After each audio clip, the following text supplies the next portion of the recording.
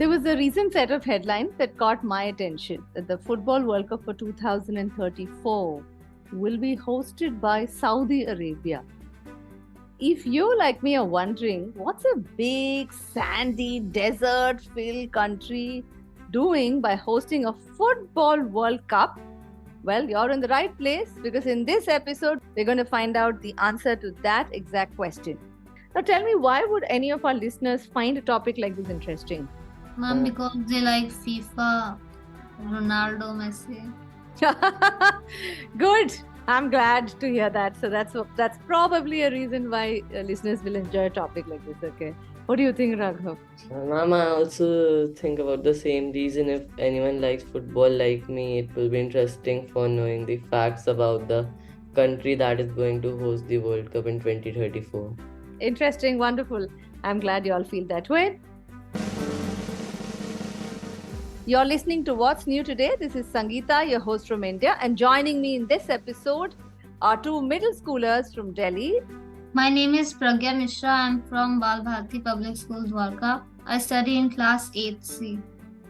So hello everyone, I am Raghav Sharma and I am also from Bal Bharati Dwarka, and I learn Hindustani classical music, and I also like to see football. So I previously knew that Saudi Arabia was going to host the 2034 World Cup.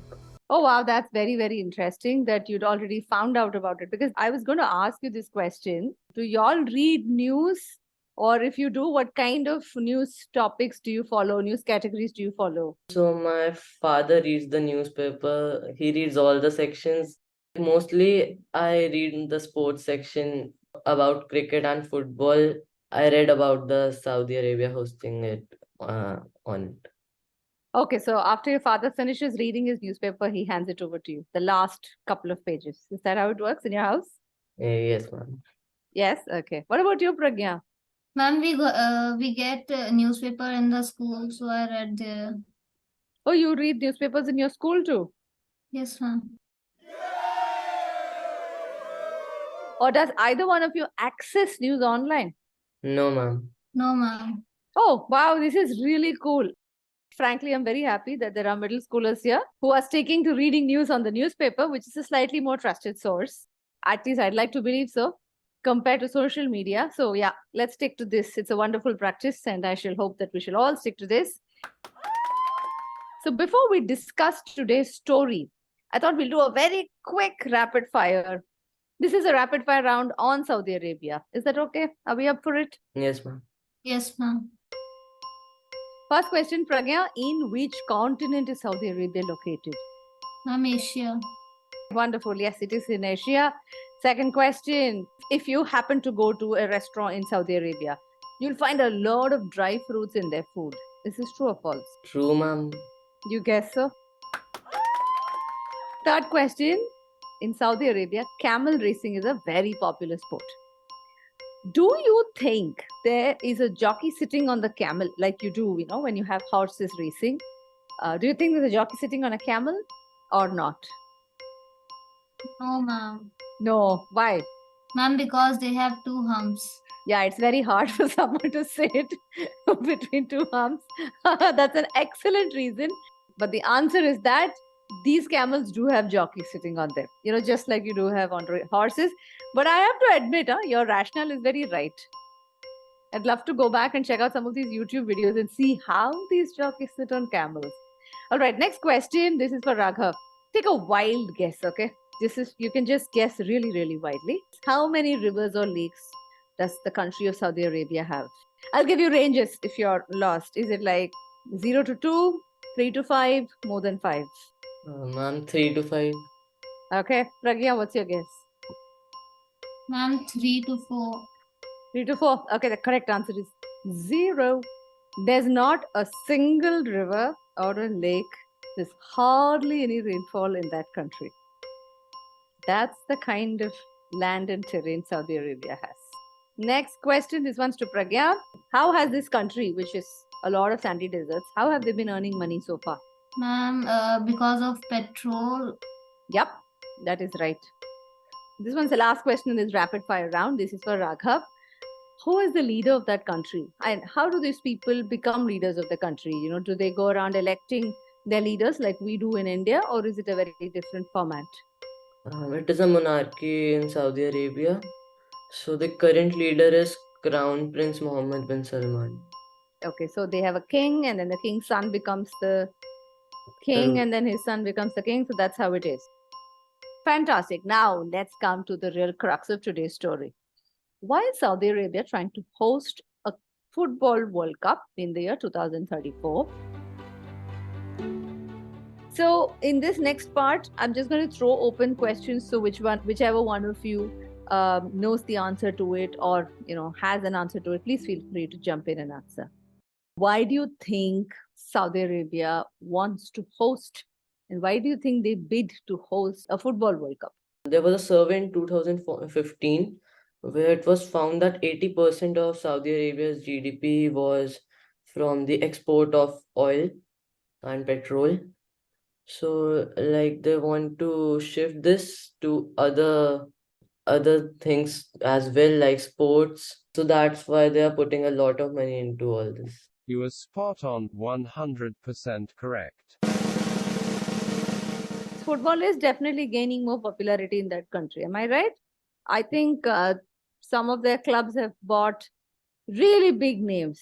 The biggest name was obviously Cristiano Ronaldo in January this year. In June, more names like Neymar, Benzema, N'Golo Kante, and etc. joined the Saudi League. Yeah, but I think they were trying to get Messi also, right? Yes.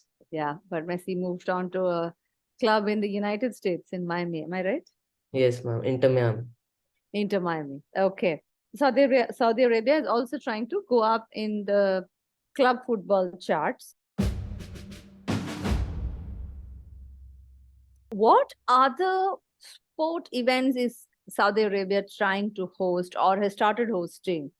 They are bidding for the Women's Football World Cup and the Club World Cup, and also car racing. Yeah, I think they've already hosted a couple of tournaments for Yes. F1 in Jeddah. Okay, wonderful. Yeah. Home in on the end of this phase of their Formula One careers, and probably for Kimi, of course, the end of the day. Hamilton crosses the line. He is a tenth and a half up, and he is on provisional pole here in Jeddah this evening. This is it for Verstappen. They've started one of the biggest golf tournaments also. It's called LIV or LIV Golf tournaments, because golf historically has always been something that the Western world has treated as something that belongs to its domain. So for the first time, you're seeing golf played in Asia. They do have many other professional golfers whom they've signed on. So they're now also going to start hosting golf. Published on a Friday in late October of 2021, the newly formed company, LIV Golf Investments, with the backing of the Saudi Sovereign Wealth Fund, announced its commitment of $200 million to establish 10 new marquee professional golf tournaments. So by doing all of this, like what Raghav said, hopefully Saudi Arabia wants to reduce its dependence on oil. But not a lot of people think or take very kindly to Saudi Arabia buying all of these big sports leagues or hosting all these big sports tournaments. Why are they not taking very kindly to it? Ma'am, as Saudi Arabia is hosting tournaments and buying players from European and American leagues, so they are gaining popularity and prestige. But ma'am, some people think that what the Crown Prince had done in the past is somewhat not right. There was a case in 2018, if I'm correct. It is said that he had sent some people to kill a journalist in Istanbul. People think that if you invest money, then your past deeds won't become good. Yeah, so the Western world has a certain concept of what are, what is human rights, how you have to uphold human rights. So for a lot of people, they think that the way human rights are respected in Saudi Arabia is a little questionable. So they all think that by hosting all of these big, huge tournaments, fancy tournaments, he's trying to wash away all of these deeds of the past. So I think the word that they use is sports washing. In context of what we've just discussed, right? About what Saudi Arabia has done in the past and what it is trying to gain by hosting all these tournaments. In 2034, if I gave you a free ticket, free hotel, free flight, and free FIFA World Cup ticket, will you go? Yes, ma'am. Yes. That's the honest answer. That's exactly what they're looking for. What about you, Pragya? Will you go? Yes, ma'am. You too. Okay. See? Because ultimately what matters to us, like, the common man like you and me, is let's go watch football, have fun, and come back. So, yeah, if you're suddenly seeing that Saudi Arabia has become a hot destination to watch boxing matches, to watch car races, to watch football World Cups, now you know why. Because the country is getting ready for a world where they will no longer be able to depend just on selling crude oil for earning money. They have to start looking at other ways by which they can become better business partners. They have to improve their prestige in the eyes of the world. And that is what they're trying to achieve by hosting so many big sports tournaments on the world stage. But before we wrap up every episode, we have two segments. Okay, one is the quiz time, where I ask you 3 questions based on what we've just discussed. Shall we do the quiz time first? Yes, ma'am. Question number 1. How many rivers or lakes does Saudi Arabia have? Ma'am, 0. 0. Question number 2. This is for Pragya. Is the leader of Saudi Arabia elected? Ma'am, he is not elected. And the last and the final question. In which year will Saudi Arabia be hosting its FIFA World Cup? Ma'am, Saudi Arabia will be hosting the FIFA World Cup in 2034. I have a bonus question. Okay, this is like a general knowledge question on football. In Yes. 2030, FIFA World Cup will be celebrating something special. Do you know what that is? Yes, ma'am. 100 years of the World Cup. Yeah, do you know where it is going to be hosted? It will be hosted in 3 continents, over 3 continents: South America, Africa, and Europe. Yeah, that is right. In fact, the very, very first World Cup in 1930 was hosted by Uruguay. Yeah, so they're going to be playing the very first match, I think.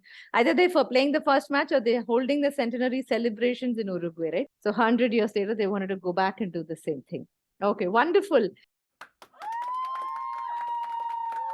Before we wrap up this episode, can each one of you tell our listeners, recommend one episode on Watching Today that you really enjoyed listening to? I had enjoyed listening to the space series that Sangeeta ma'am did. I gained a lot of knowledge from listening to the episodes. There are 8 episodes in the series and they're very informative.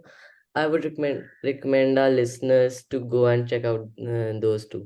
Thank you, Raghav. What about you, Pragya? Ma'am, the Avengers one. I like it the most. The Young Avengers one. Yes, ma'am. You're a Marvel fan. Yes, ma'am. Oh, I'm so thrilled. Who's your favorite Avenger? Ma'am, Loki, Thor. Loki and Thor. Okay, Loki is sort of a hero and anti-hero, no?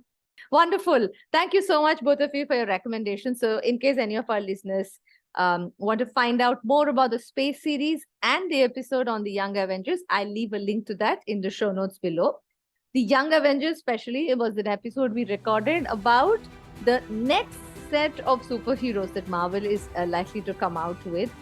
So you guys, thank you so much for taking time out on a Monday evening between 8 and 8:40. Pragya, you must have dinner. I think you're looking very, very tired. Thank you, Raghav, for taking time out. Yep. All right. See you. Bye-bye. Bye, ma'am. Bye, ma'am.